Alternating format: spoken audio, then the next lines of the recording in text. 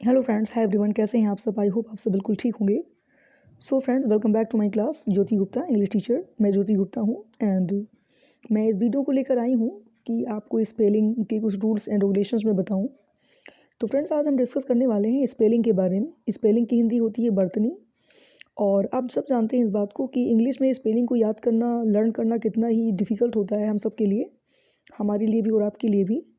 तो हम इंग्लिश के स्पेलिंग को याद कैसे करें, क्योंकि याद तो करना ही पड़ेगा, हर स्पेलिंग याद होनी चाहिए। और इंग्लिश लैंग्वेज में स्पेलिंग का बहुत बड़ा इंपॉर्टेंस है। तो स्पेलिंग आनी ही चाहिए। अगर स्पेलिंग आपकी सही नहीं है तो आप इंग्लिश कैसे लिखोगे? तो लिखने के लिए आपको स्पेलिंग की आनी बहुत ज़रूरी है।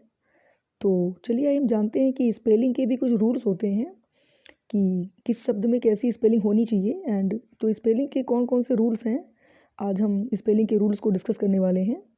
तो आइए स्टार्ट करते हैं स्पेलिंग के कुछ रूल्स।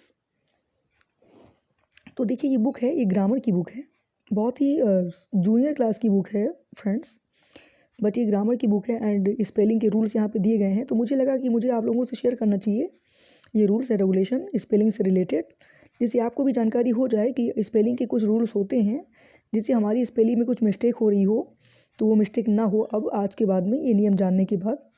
तो आइए, यहाँ पे लिखा है, देखिए, रूल्स ऑफ स्पेलिंग्स, यानी स्पेलिंग के नियम। तो अंग्रेजी लिटरेचर में स्पेलिंग कितनी महत्वपूर्ण होती है, इंग्लिश स्पेलिंग याद करनी पड़ती है। एंड चलिए आइए जानते हैं कौन कौन से रूल हैं स्पेलिंग को सही करने के, जिससे कि हमारी स्पेलिंग में कोई मिस्टेक ना होने पाए। अगर हम नियम को जान जाएंगे तो हमारी स्पेलिंग्स में कोई मिस्टेक नहीं होगा। तो चलिए पहला नियम देखते हैं। यहाँ पे लिखा हुआ है कि क्यू के साथ में सदैव यू आता है। जैसे मान लीजिए क्वीन है, क्विक है, क्वाइट है, क्वेरल है, क्वालिटी है, क्वालिफाई है, क्वेश्चन है, क्वाइट। यानी अगर क्यू से सेंटेंस कोई भी शब्द स्टार्ट हो रहा है तो क्यू के बगल में आपको यू जरूर मिलेगा देखने को। क्यू के बाद हमेशा यू आता है, ये ज़रूरी है ना। तो नियम सेकंड है कि यदि किसी शब्द के अंत में फुल यानी FULL फुल जोड़ा जाए तो फुल का एक एल कम हो जाता है। मतलब किसी भी शब्द के अंत में अगर फुल आपको जोड़ना है तो जब आप इज इक्वल टू करेंगे, फुल जोड़ेंगे, तो उस शब्द में फुल को जोड़ने के बाद में आप एक एल को हटा देंगे। फॉर एग्जाम्पल दिया है फेथ प्लस फुल। तो फेथ एक शब्द है और फेथ में अगर आप फुल लगा रहे हो जिससे फेथफुल बन जाता है। फेथ एक शब्द है, फुल एक शब्द है, और फेथ में फुल लगाने से फेथफुल बन जाएगा। लेकिन जब आप फेथफुल लिखेंगे तो फुल में एक एल हट जाएगा, यानी फुल आप अकेले लिखेंगे तो फुल रहेगा, बट किसी भी शब्द में आपको अगर फुल जोड़ना है तो फुल जोड़ने पे फुल रहेगा, बट एल आप एक एल हटा देंगे। जैसे चेयर में फुल जोड़ा तो चेयरफुल हो गया तो एक एल हट गया। फियर में फुल जोड़ा तो फियरफुल हो गया, एक एल हट गया।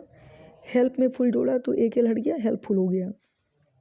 ऐसे नियम 3 है, किसी भी शब्द के अंत में डबल एल आ जाए, मतलब किसी भी शब्द में डबल एल लास्ट में आ रहा हो और उसमें कुछ जोड़ा जाए, मतलब कुछ भी जोड़ा जाए, तो एक एल कम हो जाता है। जैसे ऑल है, ऑल में डबल एल है, यहाँ भी ऑल में डबल एल है। तो जैसे ए में डबल एल यानी ऑल है, तो ये शब्द है ऑल, एक शब्द है, इसके अंत में डबल एल है।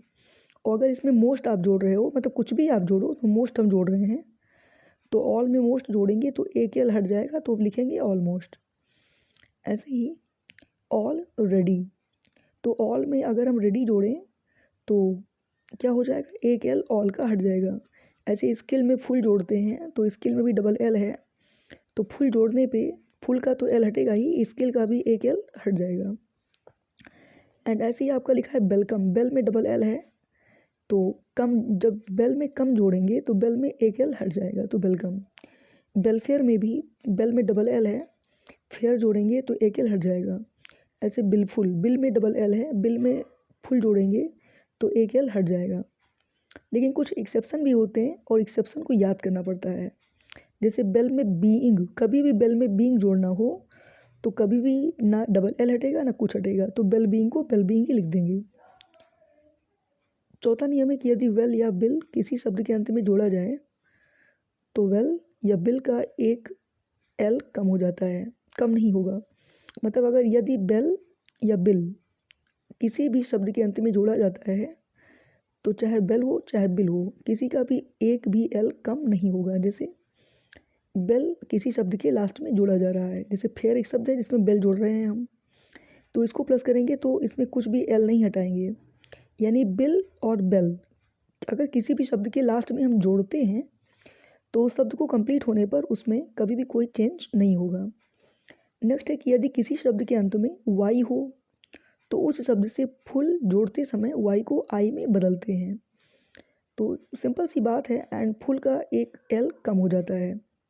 तो ब्यूटी में वाई है, ब्यूटी एक शब्द है, और अगर ब्यूटी में हम फुल जोड़ेंगे तो फुल जोड़ते समय ब्यूटी में वाई के स्थान पे आई हो जाएगा, एंड फुल जोड़ेंगे किसी भी शब्द में तो एक एल हो जाएगा, डबल एल हट जाएगा, तो ब्यूटीफुल। ऐसे ड्यूटी में वाई है, तो जब ड्यूटी में फुल शब्द जोड़ेंगे तो वाई को आई में चेंज कर देंगे और ड्यूटीफुल हो जाएगा, एंड फुल का एक एल हट जाएगा। मर्सी में भी वाई है और फुल जोड़ना है, तो मर्सी में वाई को हटा के आई कर देंगे एंड फुल में एक एल कर देंगे, तो मर्सी फुल हो जाएगा। एंड प्लेंटी में फुल है, तो प्लेंटी में भी फुल जोड़ना है, तो वाई को हटा के हम आई कर देंगे एंड फुल में एक एल कम हो जाएगा, तो प्लेंटी फुल। तो फ्रेंड्स, ये था रूल्स ऑफ स्पेलिंग्स, यानी आपको स्पेलिंग तो याद ही करनी पड़ेगी, जिसकी हिंदी होती है बर्तनी, एंड शब्द जो है वो बर्तनी से ही बनते हैं। अंग्रेजी के शब्दों को लिखने के लिए आपको इंग्लिश के हर शब्द की स्पेलिंग याद होनी चाहिए। तो ये स्पेलिंग के कुछ लिखने के नियम थे जो मैंने आप सभी के साथ में शेयर किया। आई होप कि आपके लिए अब आज के बाद में स्पेलिंग्स, कुछ बहुत सारी स्पेलिंग्स आपके लिए आसान हो जाएंगी। So thank you so much, bye friends.